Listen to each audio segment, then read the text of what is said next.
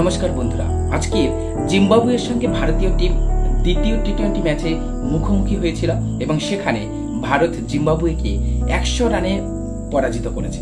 একটা বিশাল বড় ব্যবধানে আজ জিম্বাবুয়ে টিমকে ভারত হারিয়ে দিয়েছে। প্রথমে ব্যাট করে 2 উইকেটের বিনিময়ে ভারত নির্ধারিত 20 ওভারে 234 রান সংগ্রহ করে। ভারতের তরফ থেকে অভিষেক শর্মা তিনি তার জীবনের প্রথম সেঞ্চুরি আজ করলেন আন্তর্জাতিক ক্রিকেটে। তিনি 47 বল খেলে 100 রান করে আউট হয়ে যান।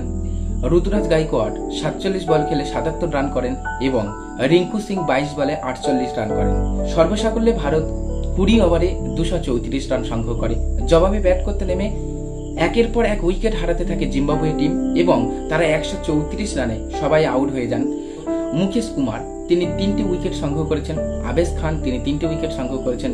2টি উইকেট সংগ্রহ করেছেন তিনি হলেন রবি বিষ্ণুই, যিনি গত ম্যাচে 4টি উইকেট সংগ্রহ করেছিলেন।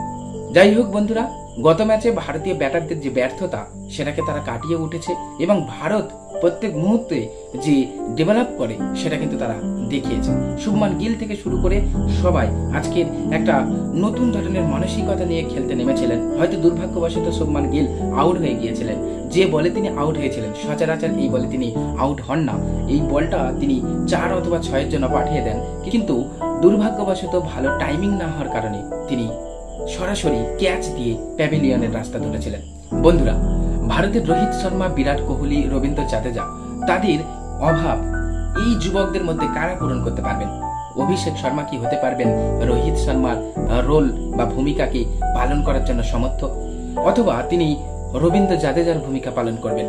এগুলি পরবর্তীতে আমরা দেখব ভারতীয় টিমের কেমন পরিবর্তন আসে, বড় টিমের সঙ্গে তারা যখন খেলবে কেমন একাদশ নিয়ে তারা লাভেন মাঠে।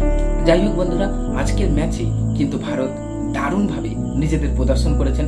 বোলিং, ব্যাটিং, ফিল্ডিং সমস্ত ক্ষেত্রে তারা অনবদ্য ভূমিকা পালন করেছেন এবং এর ফলে ভারত এই 5 ম্যাচের সিরিজে 1-1 যে ব্যবধান সেটি কিন্তু বজায় রাখলো এবং পরবর্তী 3টি ম্যাচের মধ্যে 2টি ম্যাচে জয়লাভ করলে তারা কিন্তু সিরিজ নিশ্চিত করবে। যাই হোক বন্ধুরা, ভারতীয় টিমের জন্য আপনাদের মতামত কি? ভারতীয় ব্যাটারদের, ভারতীয় বোলারদের সম্পর্কে আপনাদের কি ধারণা সেগুলি আমাদেরকে কমেন্ট বক্সে জানান।